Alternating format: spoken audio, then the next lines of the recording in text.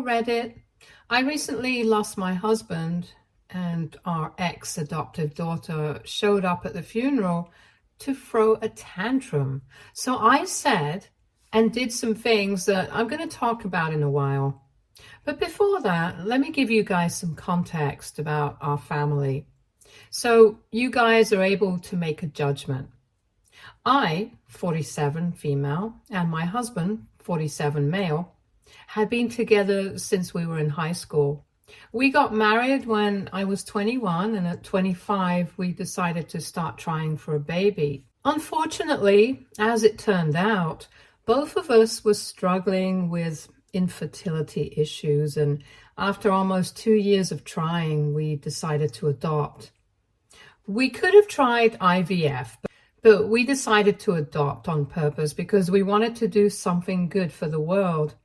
And we decided to adopt through the foster care system because we knew that there are many abandoned kids who could do so much better in life if they had the right kind of care and attention. And that's how we first met Eleanor, our daughter. She was 4 years old when we started fostering her, since she had ended up in the first case system because her biological parents were addicts and she did not have any other family members willing to take her in. At 5 years of age, she was legally adopted by us after 1 year of fostering her. Since her birth parents decided to give up their rights because they didn't think that they would ever be up to the task of raising a daughter and believed that she would be better off with us. We had a closed adoption, which meant that they wouldn't have any contact with Eleanor after she was adopted by us, and they honored that agreement until she turned 18. I still find it hard to talk about, but when she turned 18, they decided to reach out to her and asked her to come and stay with them because they had finally cleaned up their act and really wanted her to give them a chance. And even though my husband and I had been parents for most of her life, she decided to abandon us so that she could stay with her biological parents. All of this had happened behind our backs, and by the time she had made the decision of leaving us, it was too late for us to fix it. Besides, I had kind of figured out exactly why she wanted to be with her biological parents and not us. It was because they were loaded and we were not. There's just no other way to say it. I guess they had genuinely turned their lives around and had gone from being addicts who couldn't even afford rent to a really influential business family. From what I know, Eleanor also had 2 biological siblings, a brother who was 6 years younger than her, and a sister who was 8 years younger. It's great that they had turned their lives around, but it did not prove to be so great for us because Eleanor decided to choose them over us, and it really broke our hearts. I don't think either of us were ever able to move on from that. Neither my husband nor I. We just made our peace with it, but that's just because we had to. We had no other option.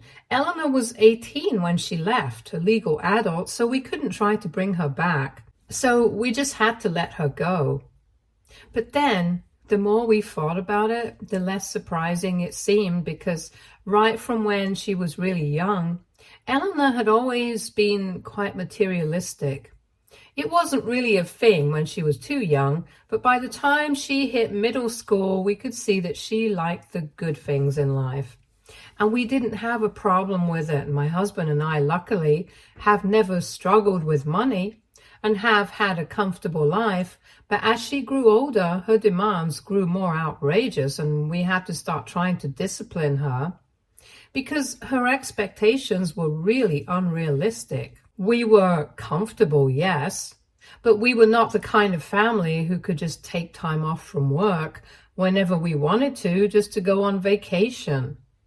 We know the kind of family who could afford long trips to exotic locations, or the kind of parents who could give her an exorbitant amount of pocket money so that she could blow it all on clubs and parties. By the time she was 16, We were already having a lot of trouble dealing with her and were at our wits' ends to keep her under control because we didn't want her to become irresponsible and careless. But that's the way she was going, and then the situation got worse when around her 18th birthday, she was contacted by her parents and they decided to write her an email telling her everything about themselves. A few years after she had been given up for adoption, they decided to clean up their act because it was a wake-up call for them.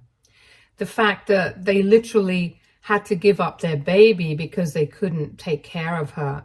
Their families had cut them off, so their friends and a couple of well-wishers arranged for them to start again. It was really difficult for them in the beginning because they were not exactly ideal candidates for any job.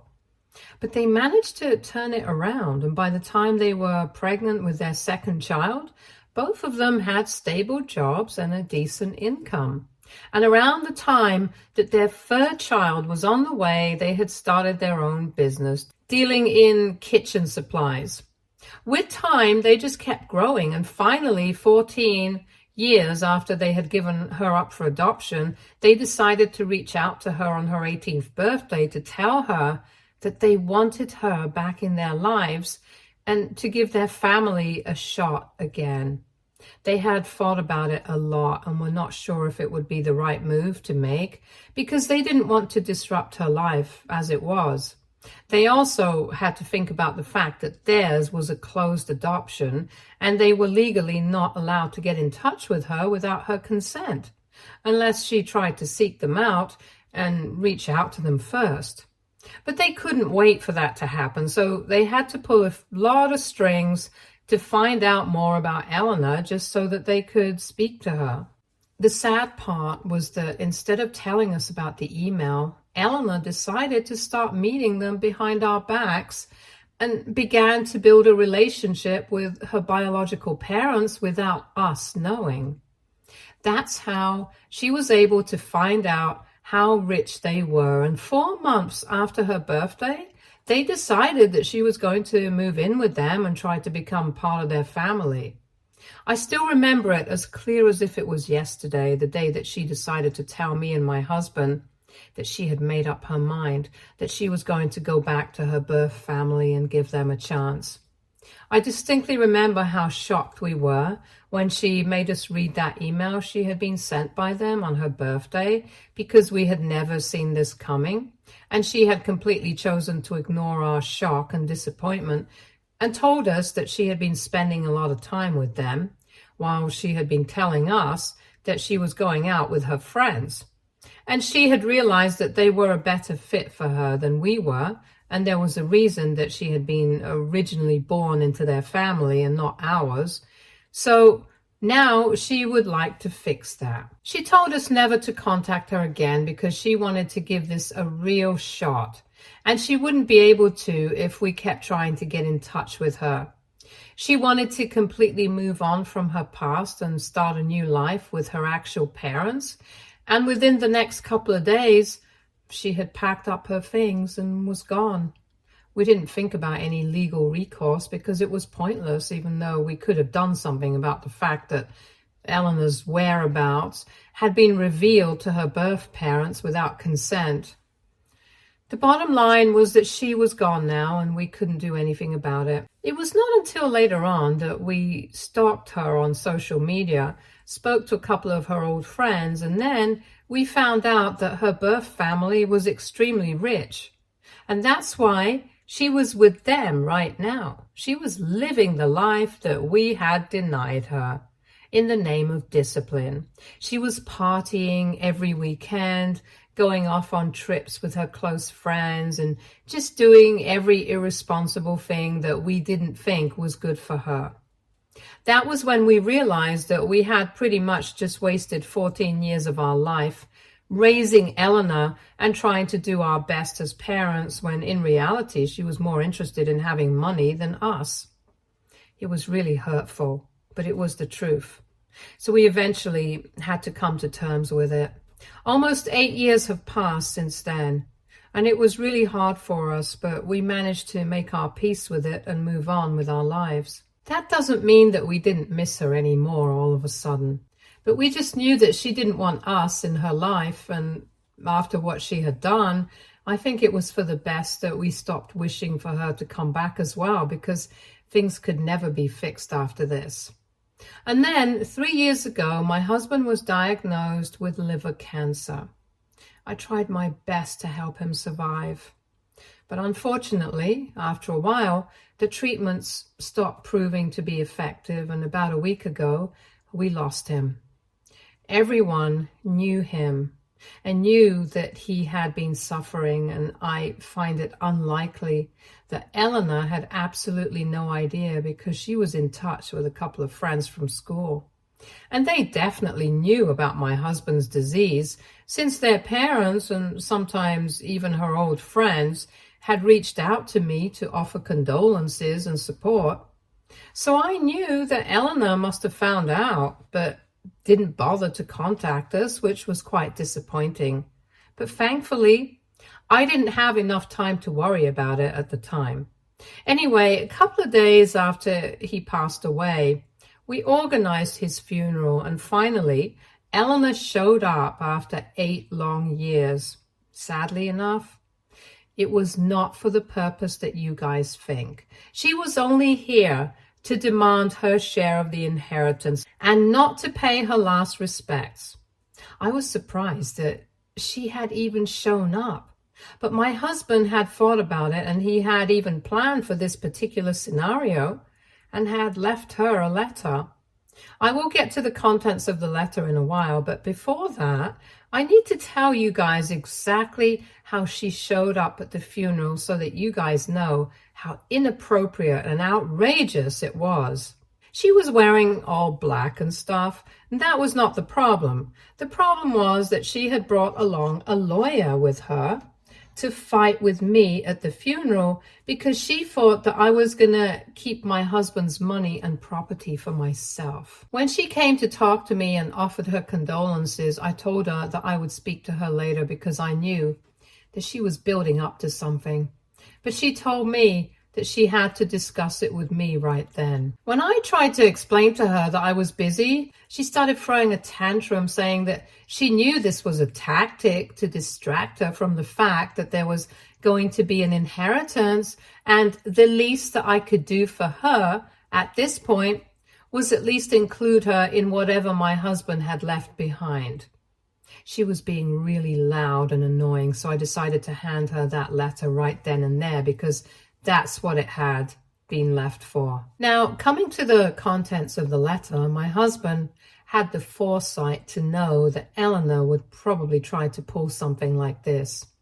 So in the letter that he had left, he had made it very clear that in his will, he had left every single penny to me, and all his property was going to be left to me as well. And he hadn't mentioned any names, but he had said that anybody who had not been involved in his life in the past couple of years after he fell sick, they had no right to demand anything at all. And he owed them absolutely nothing. She made her lawyer read that as well, and he did not look happy, since in addition to his will, this letter in his own handwriting also reinforced everything that has been decided in his official will. And I was pretty satisfied with their immediate reaction. You see, 8 years had passed since Eleanor had left us to be with her family, and a lot had changed in those years. My husband and I had taken over a branch of his uncle's business when he decided to expand and start something in our city as well. So we were handling that, and it was quite profitable, so we had made a lot of money. Granted, we had spent quite a lot of money on his treatments as well, but even then we were left with quite a lot. Our lifestyle had improved in the past couple of years, and we had been living well. And I guess Eleanor is like a bloodhound at this point. She can just sniff out who has money and come to them to demand her share.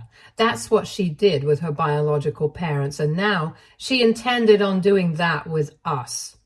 Any lawyer worth his salt probably would have known that in Eleanor's situation, She had no right to be demanding anything from us, especially since she was 26, and for the past 8 years, she has had absolutely no contact with us.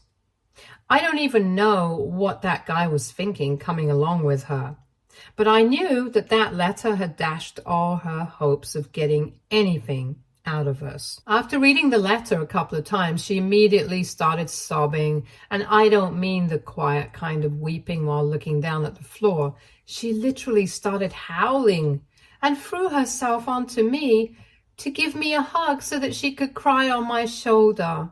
She started apologizing really loudly about everything that she had put us through in the past, saying that she had been ungrateful and that she had learned her lesson, but now all she wanted was to be there with me.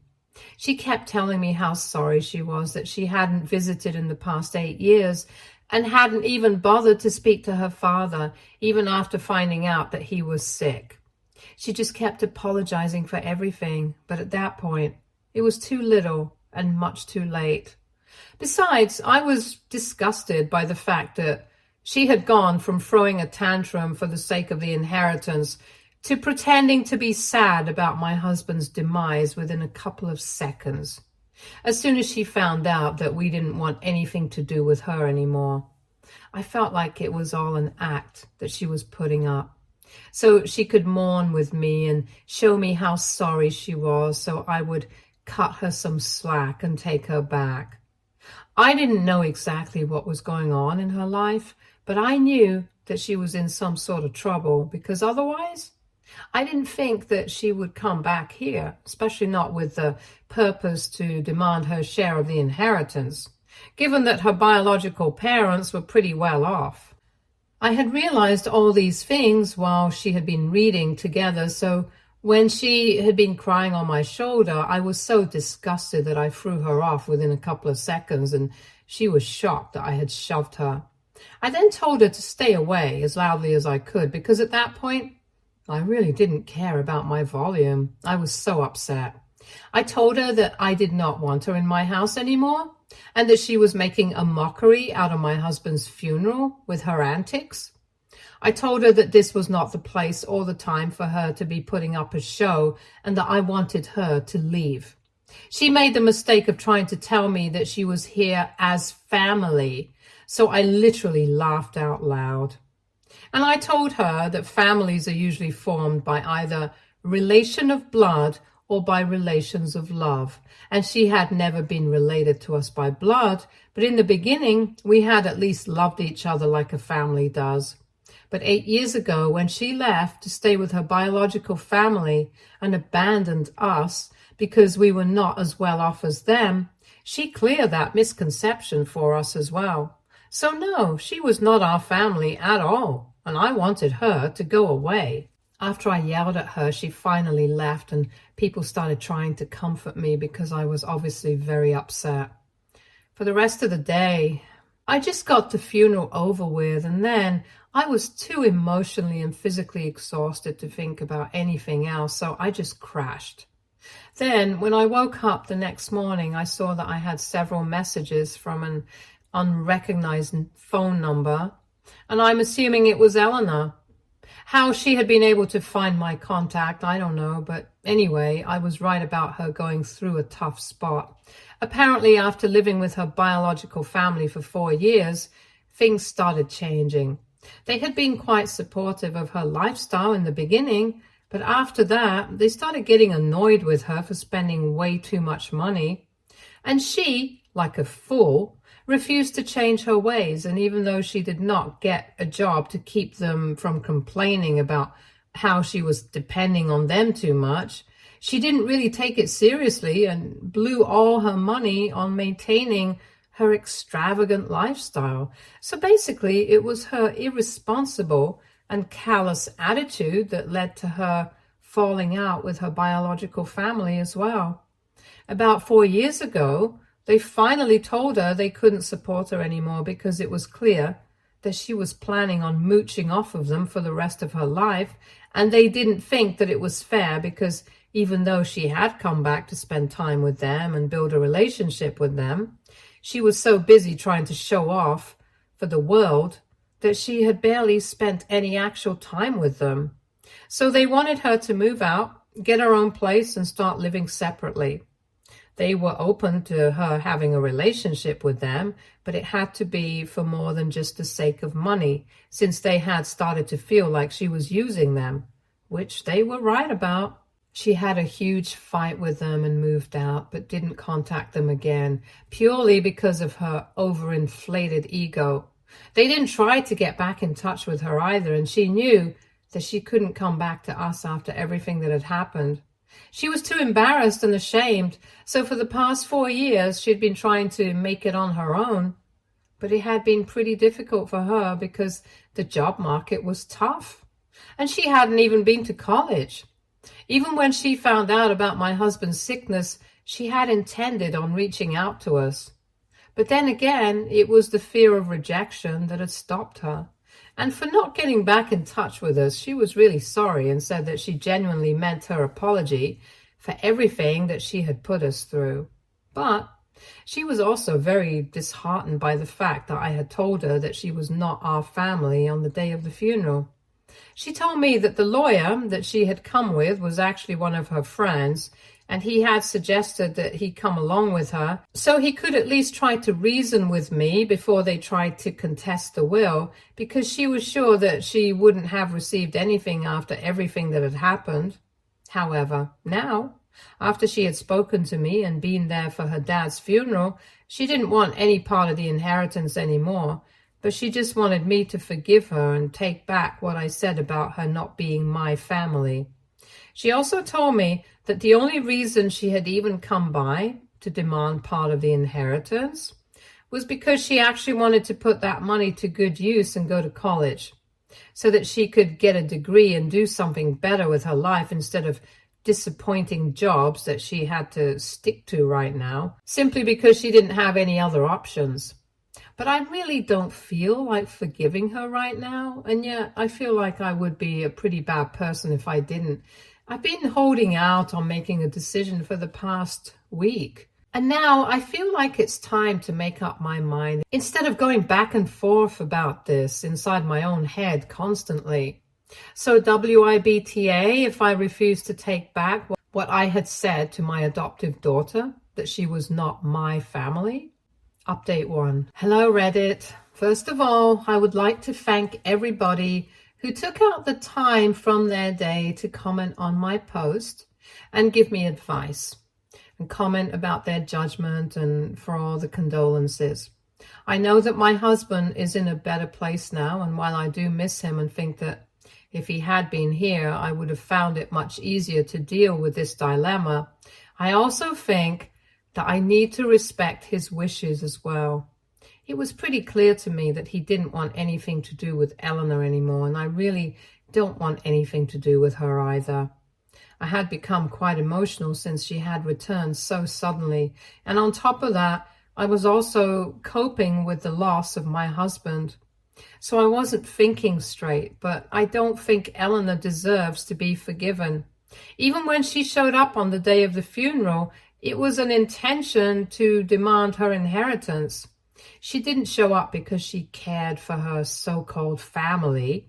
And with that in mind, I finally responded to her message and told her that I was not going to take anything back, and neither was I going to forgive her. She had dug her own grave, and now she needed to lie in it. There was nobody who could fix this for her because the situation that she had created was just that nasty. I wished her the best for the future, and then I told her never to speak to me or try to contact me again. Then I blocked the number that she had texted me from. As for who had given her my contact info or my address, and since my husband and I had moved away a couple of years ago, I don't know who did any of that. But when I find out, they will definitely pay for it. Update 2. I just found out who it was and who had told Eleanor where I live and what my contact info is, and surprisingly, it was my mother. I didn't see that coming because she had known about how terrible things had been with us. But she told me that Eleanor had said she wanted to come and apologize to us, so She really had no idea that this is what she was going to do. And she apologized to me wholeheartedly for giving my personal information to Eleanor without asking. And I forgive her because honestly, she's getting up there and I'm sure her intentions were not bad. Had it been anybody else in her place, though, I'm not sure I would have had the same opinions. But my mother is in her 70s now, and I've already lost my husband. I don't want to get into a fight with her as well, especially when she was just a bit misguided but didn't have any bad intentions. And she has apologized, so that's that. Update 3. Hello, Reddit. 6 days ago, I had blocked Eleanor's number after sending her that message, and I really didn't think that she would try to get back in touch with me again. But she showed up to my house once again today, and I refused to let her in, but she just kept sobbing right outside my door and kept telling me that she was really sorry about everything, but she just needed to speak to me, and I really had to give her a chance to explain herself. It was incredibly hard for me to deal with that kind of thing because I'm still grieving, and I'm not in a very emotionally stable place right now. So I kept telling her to leave, that I couldn't deal with this at the moment and that I really needed some space. But she refused to go and kept telling me that she really needed to talk to me. I would have called the cops under normal circumstances, but she was sobbing so hard that I couldn't find it in me to do it. It might sound strange, but even though she is a grown woman now, all I could hear was that little kid whom we had brought home who would cry at almost everything. So I ended up opening the door to let her in. It took a few minutes to compose herself, but once she did, she immediately started apologizing to me for everything once again. So I had to cut her off and told her that the only reason I had brought her in is so that she could stop crying and that I could tell her that I could not process or accept her apology right now. A lot has happened and everything has changed, so accepting her back into my life is not going to be a piece of cake. And she needed to realize that whatever had happened in the past 8 years, I couldn't just forget it because she had apologized for it. So she really needed to give me my space, especially when I was already dealing with something so big right now, the loss of my husband.